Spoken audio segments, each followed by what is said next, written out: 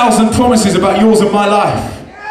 Yeah! Promises that we can have a good life. Promises that we can squeeze the juice out of life. Who's got an Xbox? Or PSP or something like that. Wii, Nintendo Wii. To get the best out of that Nintendo Wii or that Xbox, what do you need to read? The manual. Well, the Bible's a bit like a manual to life. You see, to get to the next stage and to get to do all the fancy tricks, and if you're on Tony Hawk's Skateboard Underground, to do a kickflip back somersault ollie. You like that? A kickflip back somersault ollie. You need to read the manual. Well, in a similar way, to get to the next stage in life, to really squeeze the juice out of life and make the most of this life, you have to read the manual. And I think the Bible's a bit like a manual to life. God's a creator. He knew more about us than we do.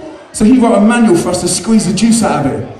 You see, in a similar way, Microsoft wrote a manual for the Xbox. Now, Xbox can't but turn back to Microsoft and go, yeah, screw you, no worries. See you later.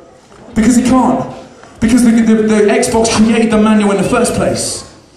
You see, in a similar way, some of us hear about the Bible and you hear about Christians and you think, yeah, God, yeah, see you later, I'm not interested. And what happens? We start messing things up. We start doing things wrong. Now, some of you guys in here are Christians, yeah? Am I getting that right? Yeah. Now, some of you guys that are Christians, you're not alien to this. Because in the Bible it says that we all do naff stuff. That naff stuff's called sin. That's a bit of a big word. I'm going to call it naff stuff. And that naff stuff causes a massive barrier between us and God. It stops that friendship. It's a bit like God's over here and man's over here, and there's this great big void in between that can't be filled because of that naff stuff. You see, the thing is that God's perfect. So he can't be in a relationship with someone that's not. It's a bit like you guys. You don't want to be in a relationship with someone that's a complete git to you the whole time, do you?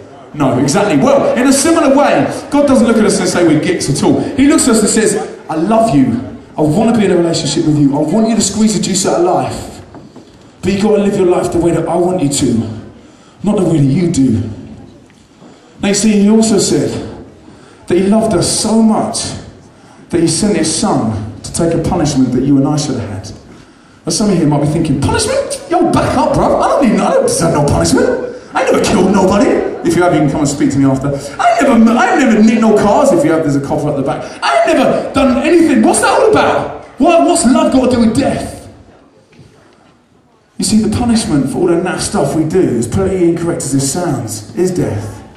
But God says, I love you so much that I'm going to let my only son be a substitute for the death that you should have had. You see, when Jesus died on the cross, remember I talked about that void a minute ago? He was literally like a big old bridge like this that bridged the gap between us and God.